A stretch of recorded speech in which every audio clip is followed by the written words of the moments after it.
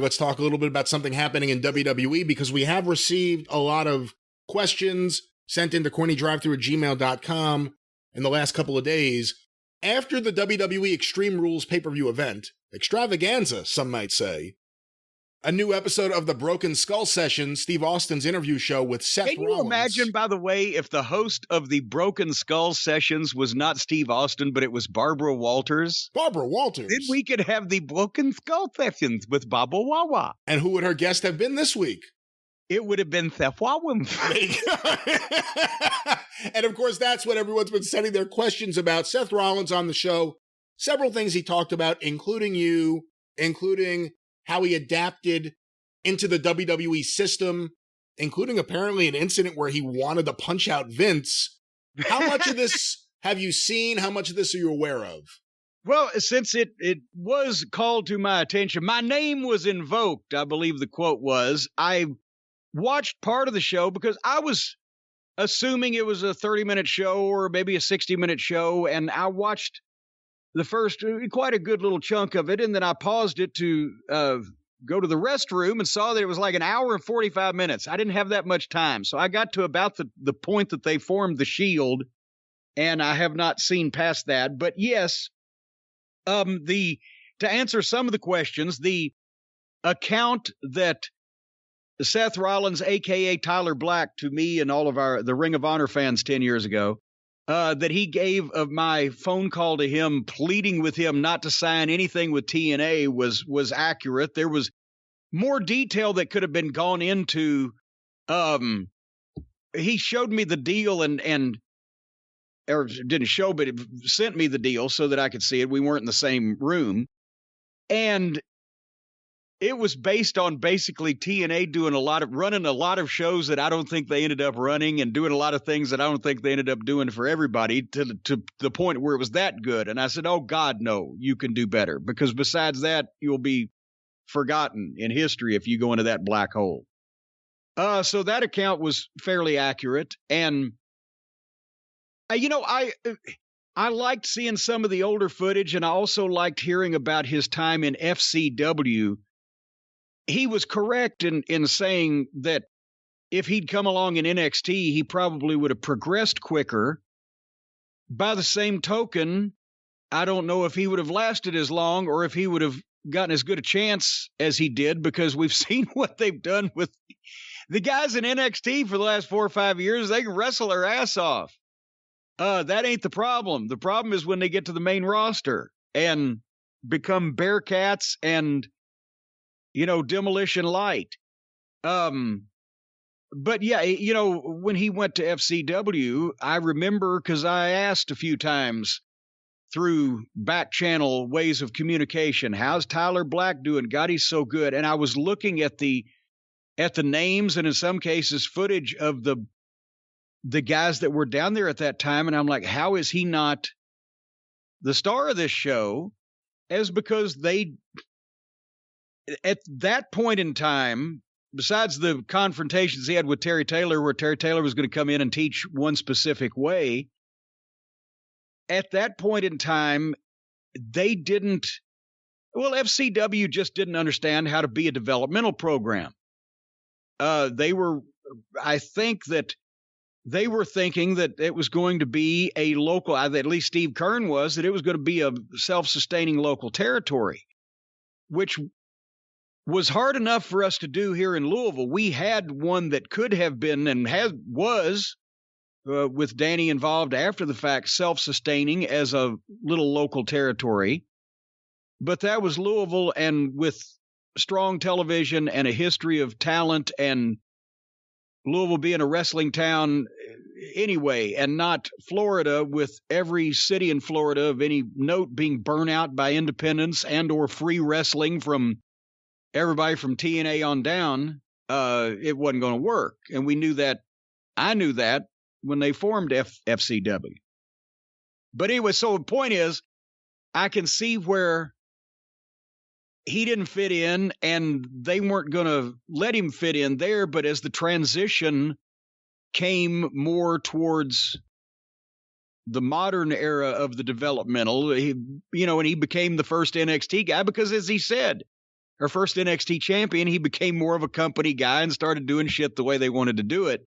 Now you can tell he feels vindicated, like I was right all along, which he was, but he didn't have the fucking cachet in the industry to say that yet. I thought that part was interesting, just the whole idea that it seemed to me it was all about breaking them down, getting them to just accept everything they wanted to do. I mean, the whole attitude of like everything you did before this is meaningless. You can go right back there. The conversation with Triple H, you're this close to being fired. We'll send you right back to Ring of Honor. Like that was a punishment. To work that style and work that place was a punishment. And they just broke him down and he became Mr. WWE. And say, go ahead. No, I was just going to say it. It's weird. You know, him smiling, explaining that story. Basically, yeah, I came in there. I was incredibly talented. Everyone who knew anything about wrestling who had seen me told me how great I was. They told me I sucked and I had to do everything their way. And I did it. And I just did it. And I know there's going to be people out there going, oh, Cornette is complaining about him teaching old school and blah, blah, blah. No.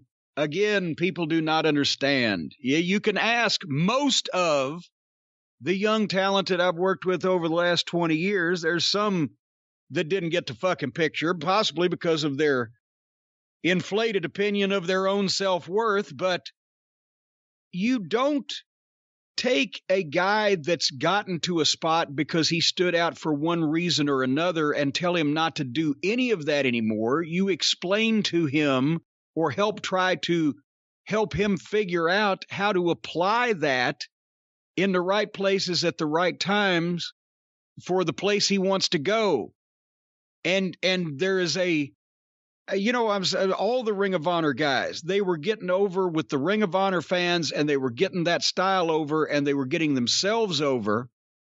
But they had to learn, as many of them did, that when you go to a bigger company where there's more money on the line, not only do they not want you to take as many risks on hurting yourself, but they don't want you to take as many risks on hurting somebody else because there's money. That's why Cena was so safe, for lack of a better word, in his style and got into his pattern. Is because once he got over like that, they didn't want to take any fucking chances. But also you try to teach guys who may have a talent for running as fast as any human being can run, but if you need them to be a fucking hurdler, they need to learn how to jump over the shit and use their speed in that way. You teach them how to apply their gifts and their talents and what's different about them in a way that also makes logical sense for a larger audience, instead of people who fixate on the 45th Omagarami knee lift or whatever the fuck, right? That's what you do when you're trying to get guys with raw talent and a lot of potential, experience, and ready for a bigger money spot in wrestling, wherever that may be at the time. So you can't just, break everybody down and start them from scratch. Why are they there to begin with? You're supposed to teach them how to think about the wrestling business as a concept, and then how to guard their physical well-being by pulling out their big shit when they need it, but not beating everybody over the head with it where everybody's doing the same shit. Does that make any sense? Yes, it does. But anyway, so that, and the time, apparently, we now know, remember the worst. What made me start disliking, I think, Seth Rollins and the Fiend and anybody associated with the whole company at that time was that stinker of a match that Seth had with Bray Wyatt when he was the Fiend at that point, right? Or what? I can't remember. I believe so, yeah. Yeah, but anyway, we hated it. Come to find out, he hated it too. And that was not in any way the match they were going to have. And basically, apparently, Vince said, no, do this. And as soon as Seth comes back from the ring at the gorilla position, he said he wanted to. He didn't say I wanted to draw back and punch me. He was going to go after Vince. Something was going to happen. There was heat. He was vibrating. And other people came over and Vince just left the room, but they locked eyes because it stunk and everybody knew it stunk. And that's what Vince apparently told him to do. So remember, I can't remember all the particulars, but we even said somebody must, I think that's the one where he said somebody must have made them do this because nobody could have thought this was good. But he didn't, and we know that for a fact now. But God, I mean, I've seen guys look at old shit stain like that back in the Attitude Era when they came back and they had 3 minutes of Raw to do a 6-man tag with an interview and an afterbirth with a heel turn, and it, you know, stunk and they all wanted to choke him. But I've never seen anybody specifically want to go after Vince like that. But I haven't been around in recent times. Did you see Bray Wyatt tweeted about it? I did not. Bray Wyatt said, "Wait until you hear my reaction." That could be interesting when Bray Wyatt starts talking about his thoughts about all the stupid things that we assume he wanted to do. We'll see how many of the things he wanted to do were things he wanted to do. Well, and maybe being burned alive on live national, worldwide, global television wasn't his idea. Did you like your gimmick being taken away and just given to a girl and, and then you were just taken off TV and fired? What'd you think about that? Also, obviously, Seth Rollins did mention there's some heat right now with you guys, which was right after Steve Austin, as happy as possible, said, "I love Jim Cornette." And then poor Seth, knowing that his wife would probably be watching this show, said, "Well, there's still a little heat with some things he said about Becky, but I learned a lot." And he was a very dedicated wrestler, talent member of the talent roster, pupil, student, whatever of wrestling at that time. And he, as I mentioned, I've raved about Tyler Black's match with Davey Richards and Tyler Black and Austin Aries, and et cetera, et cetera. I just, whatever they've done to poor Seth Rollins, I haven't been a fan. I still want to know what he'd sound like today if he was doing wrestling promos about a wrestling angle he was in involving a championship rather than doing the sports entertainment high school drama class bullshit that they give him all the time. That is one of the things I thought watching this, is that I don't mind him here. When he does his wrestling promos, I hate him. Seeing the real guy talk here, and yeah, he's a little arrogant at times and everything, and that works. Why isn't that the guy I'm seeing do the promos? That guy's interesting. The guy doing the promos is trying to be interesting. Well, yes, because he's trying to recite material that nobody wants to hear spoken. And and he does stupid things that nobody would ever do in real life, which on camera, which is apparently now we found out quite a bit beyond his control. And it's amazing that it used to be that guys in the business had kind of less personality off camera sometimes than they did. I mean, there were the Dick Murdochs. They were just 100% over the top wherever you went. But sometimes guys were quite Jimmy Valiant off camera, but on camera, when they're on TV, whatever, they're over the... Now, guys are more interesting off camera than they are on camera, where they look like a bunch of fucking dipshits reciting, hostage statements. Well, one thing Seth Rollins can do, he can't go back in time. He can't get back in a DeLorean and go to TNA and hang out with Dixie and maybe have some wine in the hotel and who knows what happens from there. He can't do any of that. But he could have a painting made of whatever would happen in the hotel with Dixie and wine. He could have all of that in a wonderful oil painting. Now, wait a minute. Why are you fingering him with the Dixie and the wine and things? He wasn't there and around that. I'm not talking about anything with Seth Rollins and Dixie and fingering. That wasn't my intentions. What I'm saying is, more than likely, handsome guy, maybe someone would want to hang out with him and drank some wine and seen where the night took them. You never know. That's my point. Spill the wine.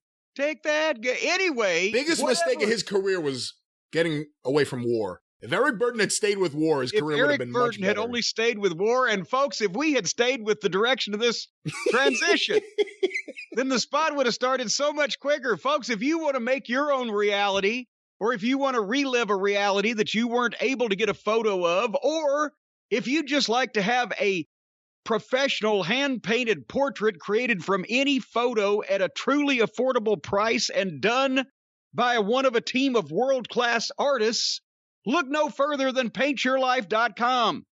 We've said so many times you can turn memories into art. It's a great idea for birthdays, anniversaries, weddings, special occasions, and it's not as expensive as you would imagine when you hear custom painting from world-class artists. Oh no, the folks at paintyourlife.com make these things affordable and accessible. You can choose from your team or from a team, or your team, or the A-team, or fucking Mr. T. But Mr. T does not paint any of these portraits, however he has posed for a few. However, you can join the A-team in a portrait. You can have a portrait of yourself as a member of the A-team if you enjoy that type of thing. Or you can choose from a team of world-class artists and work with them on the details and order your custom-made hand-painted portrait in less than 5 minutes. You can receive your portrait in as little as 2 weeks. It can be from a photograph or a combination of photographs. So put generations of the family together. Bring all your former pets together in a puppy bowl of epic proportions. Whatever you want can be created for you at Paint Your Life, because it's your life. They're painting it, and you get to pick. So put yourself up there having hot donkey sex with Arnold Schwarzenegger. I don't care what you do. It's your life.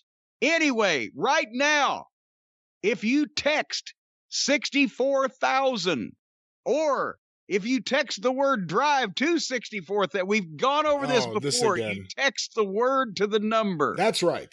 I've never texted, so I'm still in the dark about these things, but text the word drive to 64,000. That's drive, D-R-I-V-E, to 64,000, and you'll get 20% off your painting for a limited time only. There's no risk. If you don't love the final painting, your money is refunded, guaranteed. So text drive to 64,000, 20% off your painting and free shipping. PaintYourLife.com. Celebrate the moments that matter most. Terms apply. Available at PaintYourLife.com/terms.